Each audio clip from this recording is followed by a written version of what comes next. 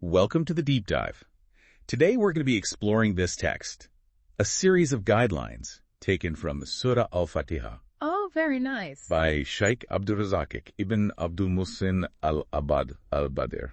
Yeah. I'm really excited to dive into this. Yeah, me too. And see what kind of insights we can pull out from this text. It's fascinating because, it takes something that we say so often, right? Like this surah that's in every single prayer. Right. And it turns it into a practical guide. You know what I've always kind of been struck by with this surah is the fact that, like I said, we say it in every prayer. Yeah. It's like this constant touchstone. But do we really absorb its meaning every single time? That's exactly what Sheikh Abdurrazak wants us to examine. Right. So he starts by pointing out that, each verse of Al-Fatihah is actually a request that we're making to Allah. So it's not just us reciting words. Right. It's us actively asking for something specific in each line. Exactly. Okay, so what's the first ask? So the very first verse, Alhamdulillahi Rabbil Alamin, is acknowledging Allah's lordship over everything. Okay. So it's like setting the foundation right from the start. Yeah. He is the one who sustains all the worlds. He's the ultimate authority.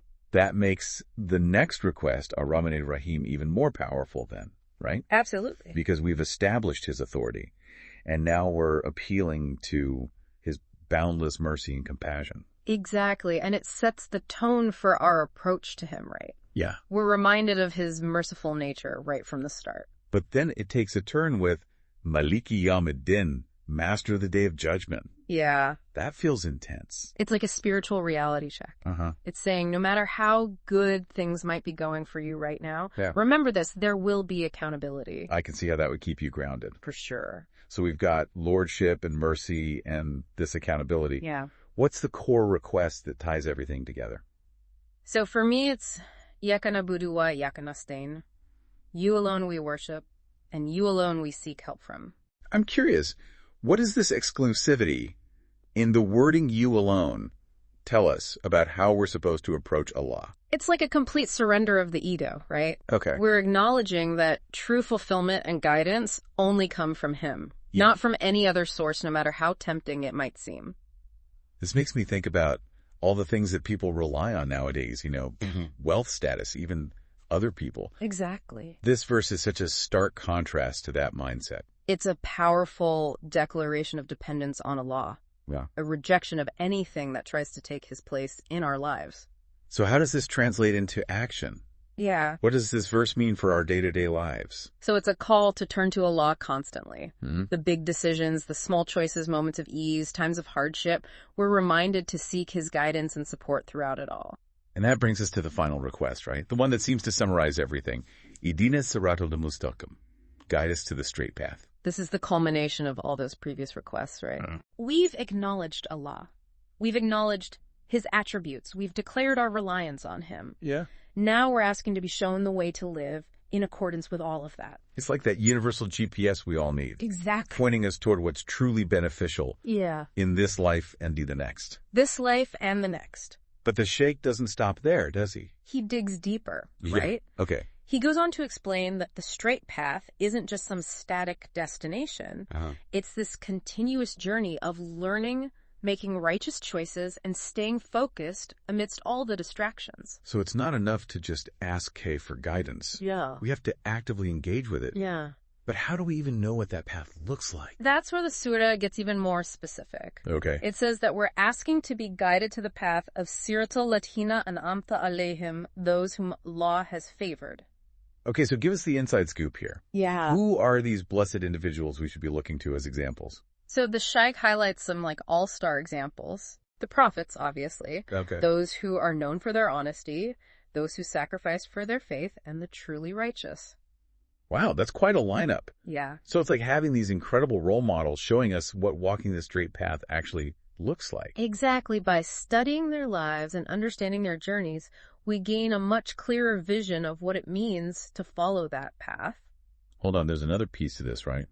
The surah also warns us about those who have strayed from the path. Right. Things just got a bit more serious. Yes. So it contrasts those favored by Allah with Gairul Maghdubi alayhim wa-dalin, those who have incurred his anger, and those who are astray. That makes me think, what does this distinction tell us about the different ways people can deviate from the right path? So the Shaykh explains that those who have incurred Allah's anger often possess knowledge, but reject it out of pride or stubbornness. Okay. They might even mislead others, right? Yeah. Actively opposing the truth. So it's not just ignorance, it's like a deliberate turning away from what they know is right.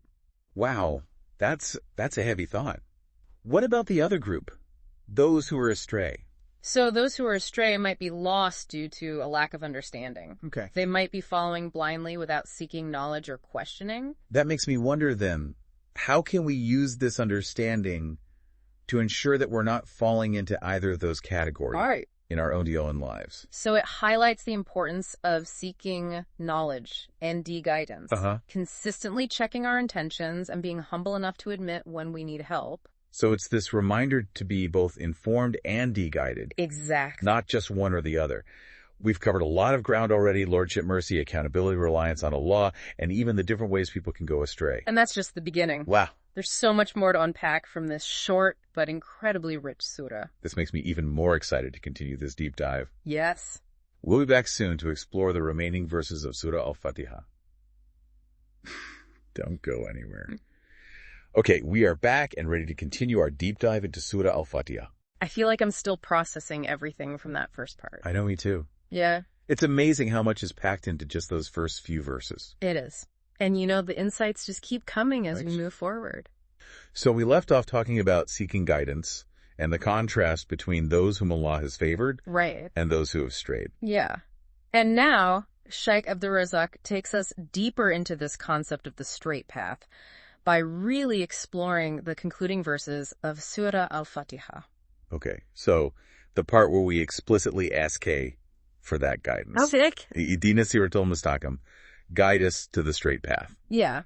It's not just a general plea for direction, though. Right. It's a very specific request. Okay. We're asking to be guided to the path of those who have earned Allah's favor. So it's like saying, show me the way those incredible people went because I want to be on that path. Exactly. And by specifying those who have received Allah's blessings, it prompts us to really think about what their lives were like. What choices did they make? What qualities did they embody? How did they handle challenges? It's like having this map with these highlighted landmarks. We can see where the righteous have walked before us, and that helps us to visualize our own journey a bit more clearly. Exactly. And remember that contrast the surah makes. Yes. We're not just asking to be guided to the right path, but we're also asking to avoid the wrong ones. Right. Gaydun Magdubi alayhim waladdalin, those who have incurred Allah's wrath and those who are astray. It's like saying, please steer me clear of those dangerous detours. Exactly. It adds another dimension to this idea of guidance. For sure. And, recall our earlier conversation about the distinction between those two groups. Yeah. It's highlighted again here, emphasizing that there are different ways to go astray. Right. There's the path of those who knowingly reject the truth. Yes. And then there's the path of those who are lost in ignorance. Right. It's a powerful reminder that staying on track requires constant vigilance. Absolutely. And this brings us to a crucial point that Sheikh Abdul Razak makes about consistency. Okay. I'm intrigued. What does consistency have to do with all of this? Well, think about it. Okay. Surah Al-Fatihah isn't just a one-time prayer. It's recited in every single prayer. Right. This constant repetition emphasizes the ongoing nature of seeking guidance. Yeah, that makes sense. It's not just a one-and-done kind of thing. But it's easy to fall into a routine with prayer.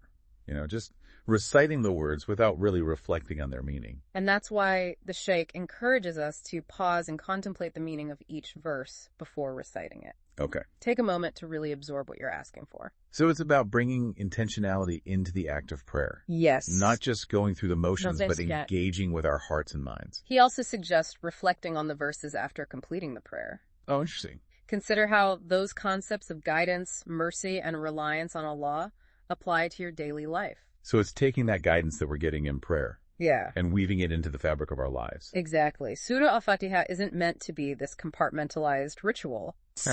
It's a blueprint for living. Yeah. By reflecting on its verses and striving to embody their meaning, we can aim to walk that straight path in all aspects of our lives. It highlights the transformative potential of this surah. Yeah. And the fact that it's considered the heart of Islamic prayer makes so much more sense now. Absolutely. It's not just words. It's this profound guide for navigating this whole, complexity of life and staying connected to what really matters. This has been so insightful. I'm eager to see what else we uncover in the final part of our exploration of Surah Al-Fatihah. All right, welcome back to the final part of our deep dive into Surah Al-Fatihah. It feels like we've been on this incredible journey. I know. It's amazing how much wisdom is packed into this short surah. It really is. And in this last part, Sheikh Abdul Razak encourages us to connect Surah Al-Fatihah to this larger context of the Qur'an in our lives. That makes me think we've talked about seeking guidance and the straight path, the examples of those who succeeded, those who went astray. Right. How does all of that tie into the big picture? Well, the Sheikh points out that Surah Al-Fatihah acts like a microcosm of the entire Qur'an. Whoa. It lays the groundwork for so many themes and teachings that are developed throughout the rest of the revelation. Wait, so you're saying this one surah, which we recite so many times a day, encapsulates the essence of a book with over 6,000 verses? In a way, yes. Think about it. Okay. We acknowledge Allah's lordship, His mercy, His role as the ultimate judge. Yeah. We declare our submission to Him and plead for His guidance. Uh-huh. These are all foundational principles that weave through the entire Qur'an. That's incredible. It's like we're getting these core reminders embedded into us. Right. Every time we pray. And that's why reflecting on Surah Al-Fatihah can actually enhance our understanding of the entire Qur'an. Okay. The themes of guidance, relying on Allah, striving for righteousness, they all echo throughout its pages. So it's like this key that unlocks a deeper level of meaning in the divine message. Exactly. But there's another connection the Sheikh makes that I found really interesting. He talks about Surah Al-Fatihah and the concept of dua. Ah, yes. That's a fascinating point. How do you see that connection? That's what intrigued me. Yeah. On the surface, they seem like separate things. Right. Yeah. You've got a surah, which is part of the Qur'an. Yeah. And then you have these personal supplications. So the Shaykh explains that reciting Surah Al-Fatihah is in itself a form of dua. We're acknowledging our need for Allah's guidance, His mercy, His support. Okay. And by consistently asking for these things, we strengthen our connection to Him and deepen our reliance on Him. It's like a built-in reminder to turn to Allah. Right. To seek His help in all areas of our lives. And because we're doing it so often, yes, it fosters this continuous state of seeking guidance. And here's where it gets really thought-provoking. Okay. He suggests that this practice of seeking guidance through Surah Al-Fatihah doesn't have to be limited to our formal prayers. You mean we can take this concept beyond our prayer rug into our daily lives? Absolutely.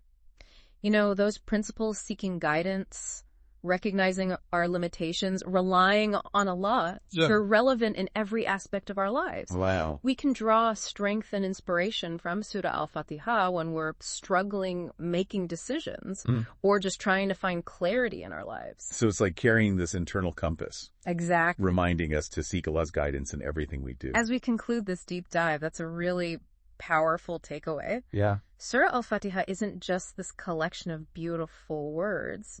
It's a practical guide.